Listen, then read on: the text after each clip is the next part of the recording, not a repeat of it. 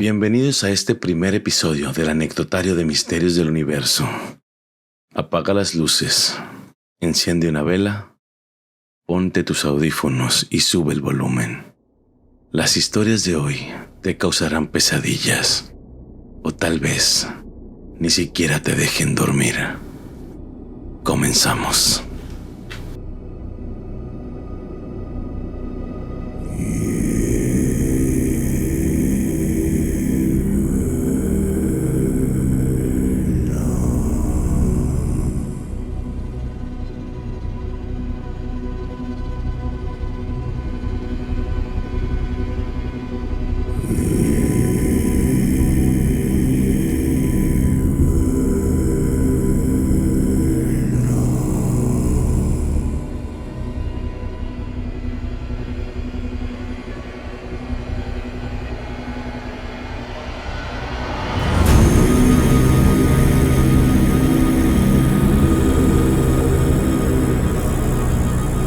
Mis sueños premonitorios, anónimo.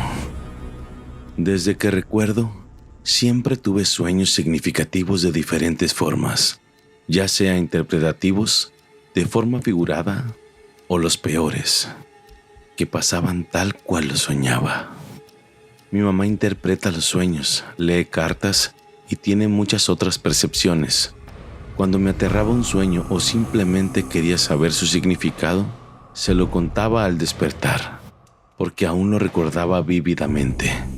Así empezó la costumbre de preguntarme todas las mañanas, ¿qué soñaste? Ahí fue donde me percaté que sucedían a menudo las cosas que le contaba, y ella llegaba a decirme que ya le daba miedo preguntar de nuevo lo que había soñado. Tuve parejas a quienes advertí situaciones de cuidado, y a algunas le sucedían cosas no favorables, de tal manera que me sentía mal por lo ocurrido y mejor dejaba de contarlo. En una ocasión, le conté a mi mamá que había soñado a mi tío, hermano de ella, todo moreteado y con mucha sangre en el cuerpo. Se veía realmente mal.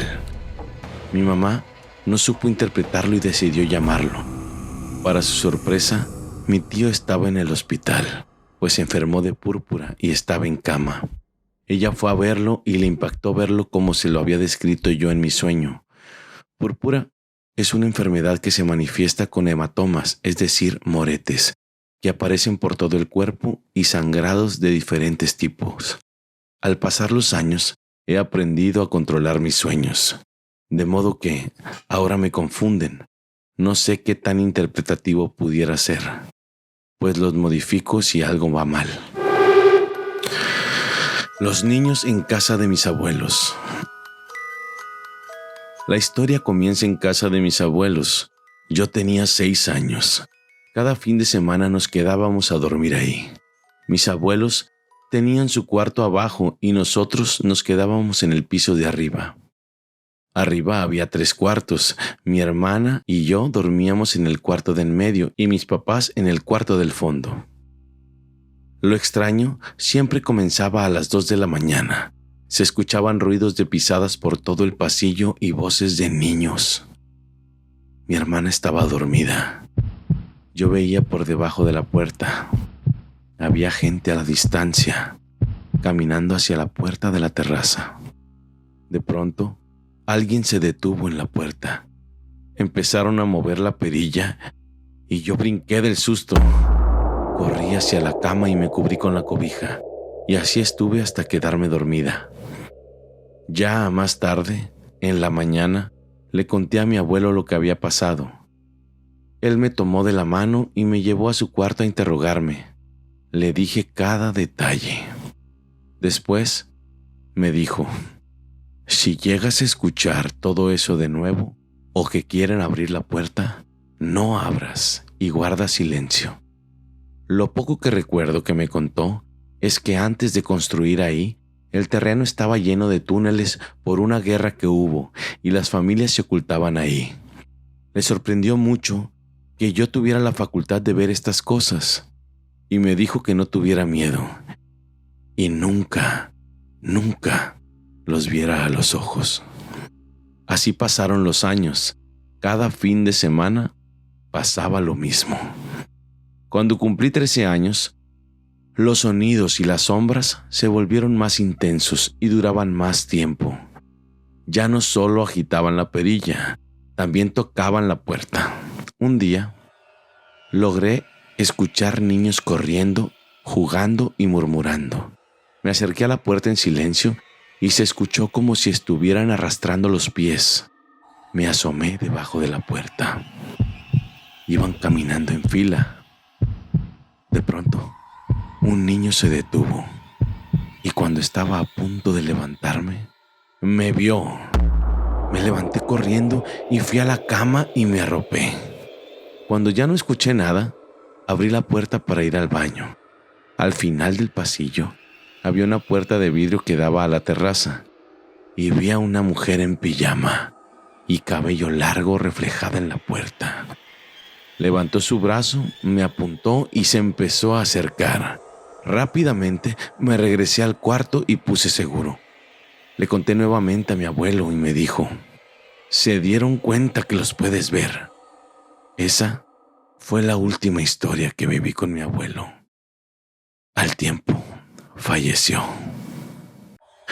Psicofonía de mi hermano, Leonardo Berndt. Esta es una historia real que me sucedió a mí cuando era muy pequeño.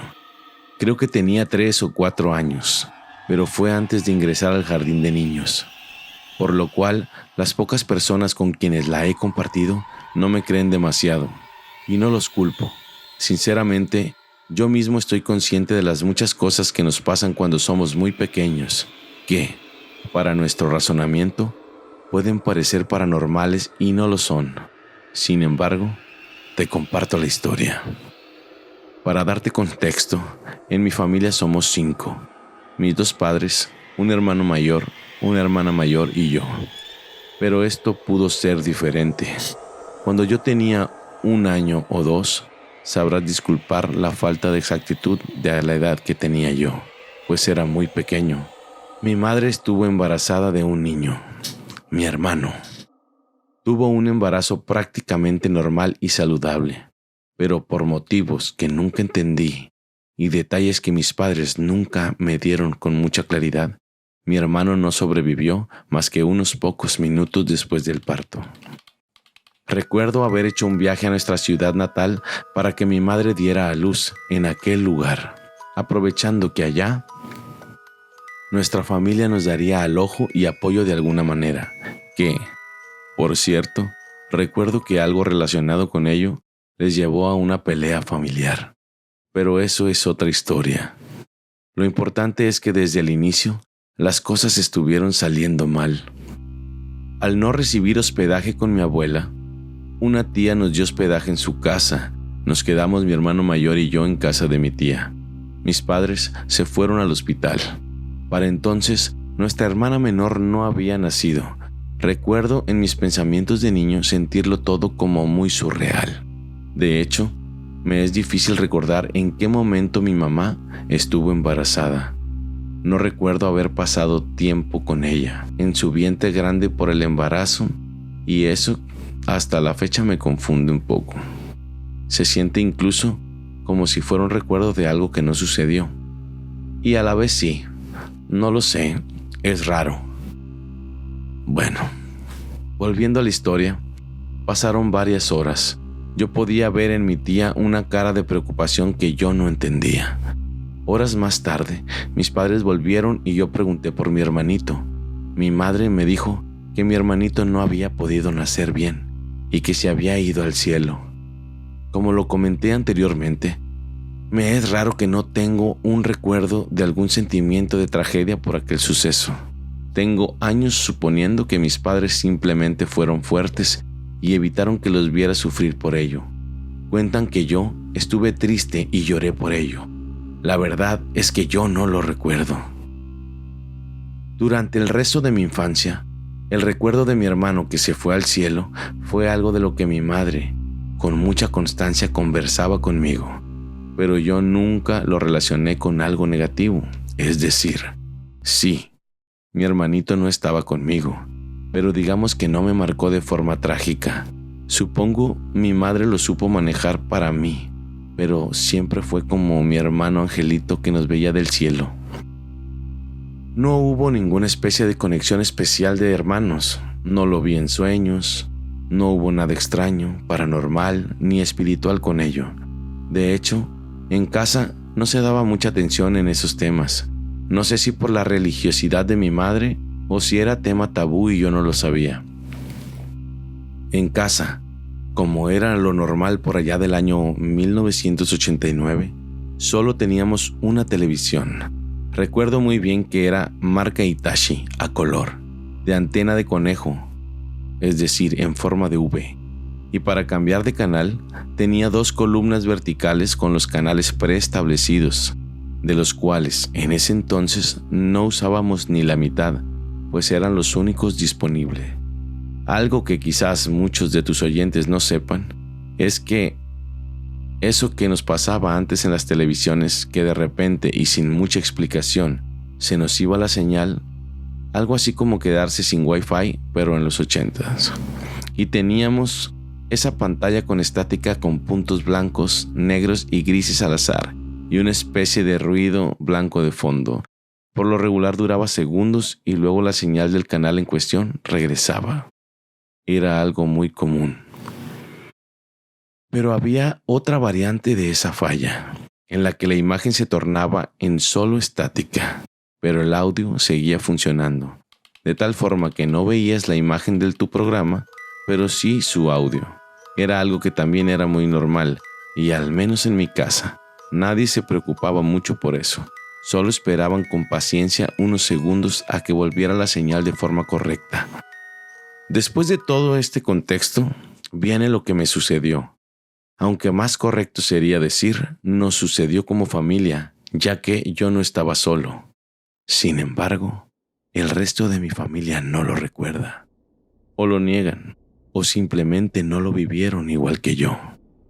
Una noche, no muy tarde, quizás 7 u 8 p.m., estábamos mi familia y yo preparándonos para cenar.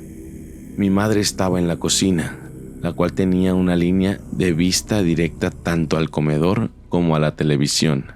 Mi padre en el comedor con el periódico, mi hermano y yo sentados en el suelo jugando con nuestros juguetes. No le estábamos poniendo especial atención a lo que estaba en la televisión, pero estaba encendida y con volumen fuerte. Quizás para que mis padres pudieran estar escuchando aún y cuando no la estuvieran viendo totalmente, casi como si fuera una radio. No recuerdo qué programa estaba siendo sintonizado ni qué canal. Quizá era un programa de noticias y por eso no necesitaban verlo con demasiada atención y con escucharles bastaba. Pero esa es solo una suposición mía en estos años de quererle encontrar lógica a lo que sucedió. Entonces, de repente se fue la señal, pero solo la de video, y el audio seguía escuchándose fuerte y claro, de la misma forma que ya expliqué que a veces pasaba en lugar del ruido blanco. Sin embargo, esta vez fue diferente. No fue el audio del programa que estábamos sintonizando lo que yo escuché.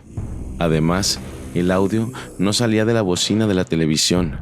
Se escuchaba un audio envolvente, como si se tratara de un aparato de esos para cine en casa, cosa que no existía en ese entonces, o al menos no era nada común en las casas, ya que sería muy caro.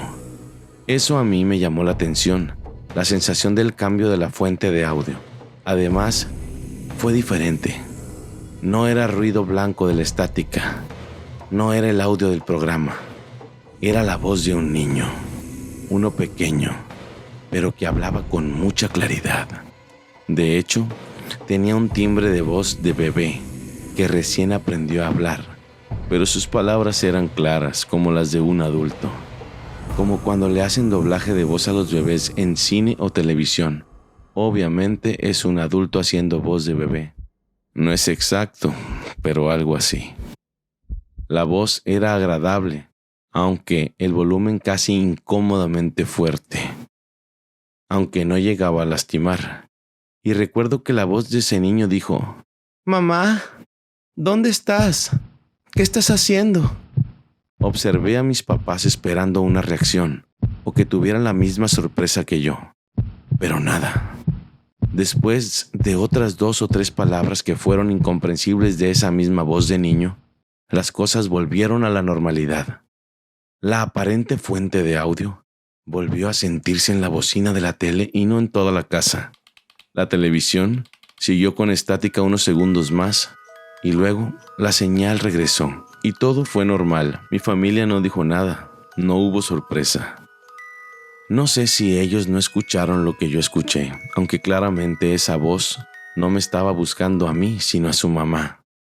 A pesar de lo raro del suceso, yo, al no ver ninguna reacción de parte de mi familia, a los días dejé de pensar en ello. Hay que resaltar que en ningún momento sentí alguna especie de temor o algo negativo, y aunque sí era un niño algo miedoso, nunca lo fui para los temas paranormales, pues desde muy pequeño mi mamá me hablaba sobre que los fantasmas no existen y no hay que tenerles miedo. Otro detalle es, pasado el tiempo, yo lo olvidé.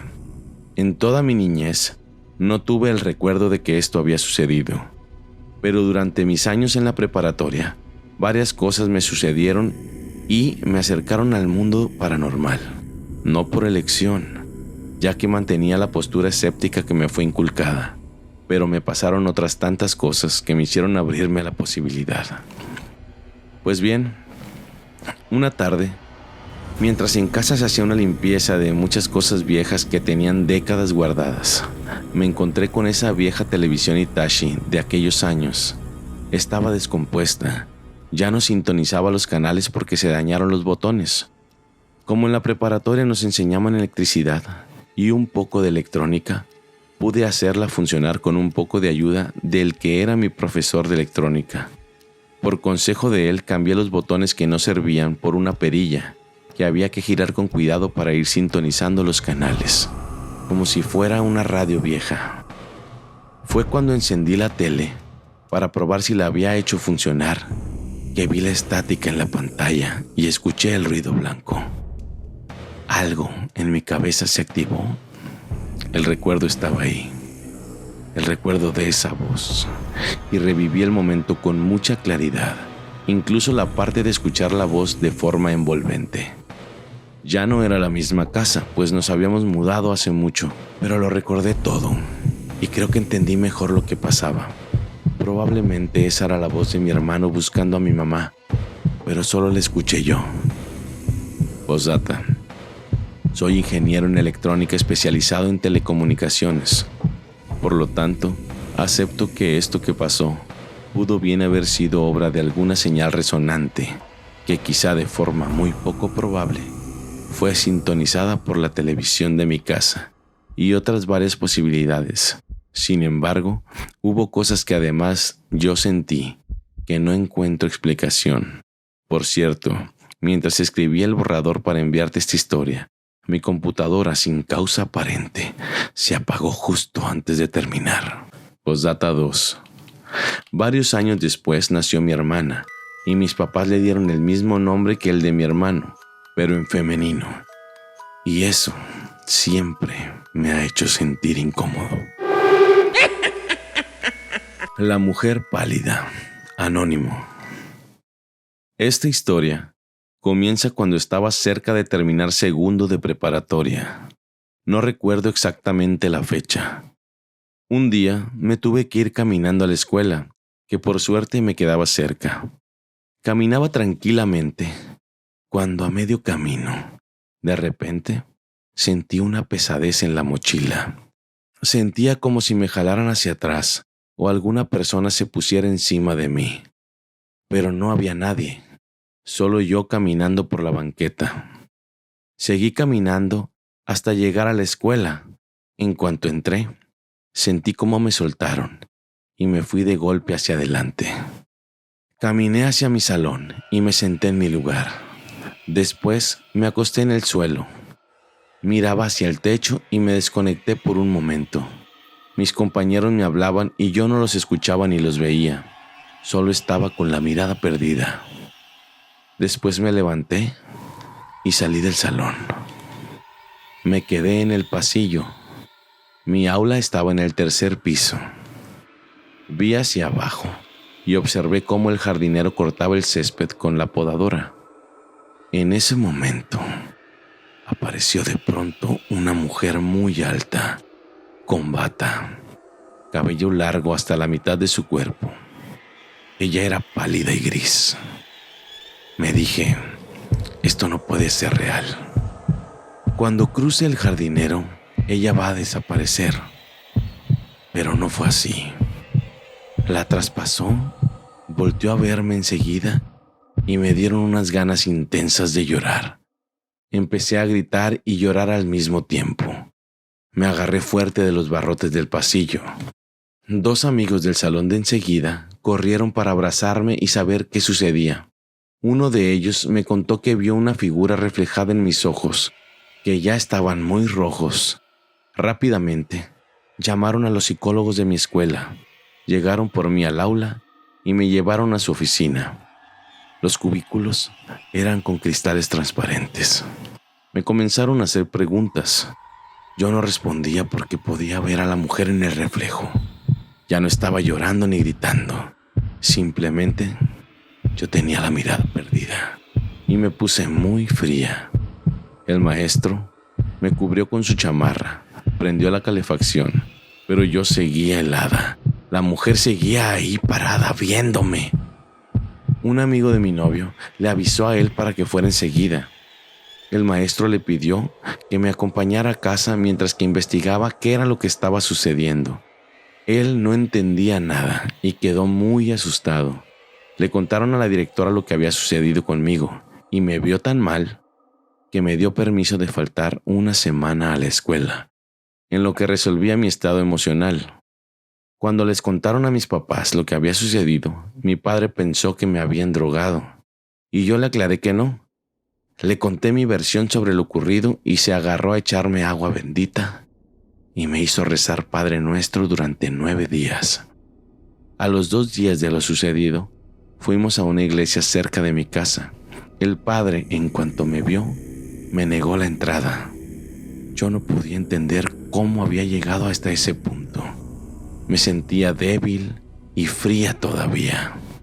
Cuando pasó la semana del permiso, regresé a la escuela y me sentía mejor, pero se pasó el rumor de que yo estaba loca y tuve que cargar con eso. Mucha gente se alejaba de mí. Así estuve cerca de 1 mes. Hasta la fecha, sigo sin entender cómo fue que eso ocurrió. La señora de rojo, anónima. Esto sucedió a los pocos días de haber nacido mi primera hija. Yo había regresado del hospital y tenía que guardar reposo, pues mi pequeña nació por cesárea. Y la idea era que no estuviera sola debido a la operación reciente y a los cuidados que mi bebé requería. Por ese motivo, me llevaron a casa de mis suegros. Sin embargo, yo no entendía por qué nadie quería estar en ese cuarto donde yo estaba, y me la pasaba sola con mi bebé. Todas las noches despertaba por pesadillas, siempre con la misma mujer. Una señora de cabello blanco y bata roja que señalaba a mi bebé mientras estaba sentada en una mecedora, meciéndose lentamente y volteándome a ver. No se reía ni decía nada, solo se mecía todas las noches, señalando a mi bebé. Yo le gritaba, ¡lárgate!, desesperada y asustada, cada que esto sucedía. Al despertar, iba corriendo a abrazar a mi bebita, hasta que un día, al despertar, la señora estaba ahí, justo en la esquina del cuarto donde la soñaba. Pero ahora no era un sueño, era una pesadilla hecha realidad. Noche tras noche, pasaba despierta, aterrada, gritando. Así pasaron varias semanas. Nadie me cuestionaba sobre mis gritos y pesadillas, lo cual me parecía lo más extraño y desconcertante. Ni el padre de mi hija se acercaba al cuarto. Dormíamos mi hija y yo solas siempre, por el pretexto de la cuarentena del parto. Un día, Decidí interrogarlo porque era muy extraña la situación. Yo quería saber si había alguna explicación o algún suceso extraño que yo desconocía, por qué nadie se acercaba al cuarto.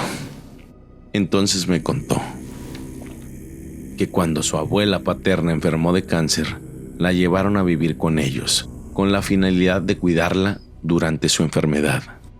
El detalle es que la señora no se llevaba bien con su nuera y siempre estaba enojada, en constante pleito con ella. La señora estuvo ahí un tiempo hasta perder la vida, llena de rabia y dolida porque no quería estar ahí, ni al cuidado de su nuera. Llevaba esa misma bata roja con la que yo la soñaba. Incluso me enseñó una foto de ella. Evidentemente, yo quedé sin palabras al verla. Justo en esa mecedora con la que soñaba y se materializaba en la esquina del cuarto. Decidí llevar una televisión y ponerla en ese lugar, para ya no ver a la señora, pero ahora la veía en el reflejo de la pantalla. A pesar de que quería salir corriendo en ese momento, no podía darme ese lujo, pues estaba pasando por un momento muy duro de mi vida. Mi familia me había dado la espalda y yo no tenía una buena relación con mis suegros. Estaba recién operada y con una bebé de semanas de nacida. A veces salía a dormir a la sala con mi bebé en brazos. Ahí la historia no era tan diferente a la del cuarto, pues pasaban personas desde la entrada hasta los cuartos. Yo confundía estas sombras con las personas de la casa, hasta que después llegaban los miembros de la casa uno por uno, después de haber visto aquellas sombras. Entonces hubo un suceso. Mi única amiga que me acompañó durante el embarazo estaba luchando contra el cáncer a sus 18 años de vida y falleció. Yo le había mandado un mensaje de texto sobre un cielo hermoso, rojizo al amanecer esa misma mañana, ya que no podía dormir por tantas cosas extrañas durante la noche. Horas después me informaron que falleció. El cansancio ya no me permitía soportar tanto tiempo sin dormir, y yo seguía muy asustada por todos esos sucesos extraños. Entonces soñé a mi amiga y le pedí que me ayudara, por favor. Ella había pedido ser madrina de bautizo de mi bebé, así que yo le hablaba pidiéndole que la cuidara, que cuidara a su ahijada. Fue cuando dejé de ver a la señora de rojo. Constantemente pensaba en mi amiga y le pedía ayuda. Llegaba a verla en el cuarto, cerca de mi bebé, con una gran sonrisa, y me llenaba de tranquilidad, al grado de llorar de felicidad, hasta que, en un par de meses, nos mudamos, y desde entonces no volví a ver ni soñar a la señora de rojo. La espiritista oscura. Anónima. Hace varios años, un tío, hermano de mi papá, enfermó gravemente. Yo era joven todavía. Recuerdo que, de alguna manera, yo llegué a su casa. En realidad no tenía mucha comunicación con él. Además, vivía muy lejos de donde yo vivía. Cuando llegué, noté que estaba gravemente enfermo. Tenía cáncer de estómago. Comencé a visitarlo casi a diario. Ya estaba muy avanzada su enfermedad. Un día, me dijo que tenía hambre, que quería comer, y lo que le daba sabía muy mal, no se le antojaba. Después de esos días, no duró mucho, falleció. Mis tías, sus hermanas, vivían en la Ciudad de México y vinieron todas al sepelio, a Culiacán. Le rezaron el rosario. En ese tiempo se acostumbraba y ellas eran creyentes. Me pidieron de favor rezarle el novenario. Realmente, yo no sabía rezarlo, así que me dieron un librito para que lo leyera. Era mi tío y le tenía cariño, así que accedí a rezarle. Cuando comencé, lo hice con mucha fe. Soy una persona creyente en Dios, aunque no voy mucho a la iglesia. Al paso de los días, casi para terminar el novenario, Cuando estaba rezando con mis tías presentes, en lugar de estar diciendo la oración que creo que era el yo pecador, empecé a decir cosas extrañas en un lenguaje desconocido y no podía controlarme. Sentía que algo me estaba controlando. Por más esfuerzo que ponía, no podía volver. Me dominaban la mente. Sentí de repente que a mis espaldas algo ocurría. Mis tías estaban formando una valla, 3 filas de personas detrás de mí, para bloquear a una persona que estaba hasta el fondo de la sala, parada y seria. Enfrente de mí estaba una imagen del Sagrado Corazón de Jesús y unas flores. Yo, en vez de ver esta imagen, vi la imagen de una señora, con el cabello rizado y esponjado, grandota, y yo estaba muy sorprendida, sin entender lo que sucedía y sin poder volver a tener control de mí. Cuando formaron la valla, poco a poco fui volviendo a controlarme y se cortó esa sensación. Empecé a rezar y a llorar. Sentía muy feo. Tenía mucho miedo. Me asustó muchísimo no poder volver a mi conciencia y que alguien estuviera en control de mí y hablando por mí. Yo ya no quería continuar. Me daba miedo regresar a continuar con mi oración. Mis tías me incitaron a terminar por ese día, pero ya no quise regresar a rezar los días posteriores. Mis tías me explicaron que uno de mis primos, hijo de mi tío fallecido, estaba casado con la dirigente de un templo de espiritistas y era justo la señora que había visto yo. Esta señora se había casado varias veces. Sus esposos envejecían rápido y fallecían de una manera extraña y sospechosa. Una de mis hermanas, que sí era muy religiosa, tampoco quería continuar lo que yo no terminé. Me decían, ella y mis tías, que tenía que hacerlo yo, pero yo no quería. La convencí finalmente de terminarlo. La señora no quería que termináramos, pero se logró. Fue algo muy feo. Y me han pasado varias cosas de este tipo. Después te contaré más anécdotas. Por ahora me despido. Saludos. Espero que hayas disfrutado las historias de esta emisión y hayas sentido ese escalofrío erizando tu piel. No le deseo estas experiencias a nadie, pero si acaso te sucede a ti, no dudes en compartir nuestra historia. Sígueme si te gustó el episodio, compártelo con tus amigos y dale like. Yo soy Masaru Shimizu, desde el infernal Culiacán, Sinaloa, México. Nos vemos. Hasta la próxima.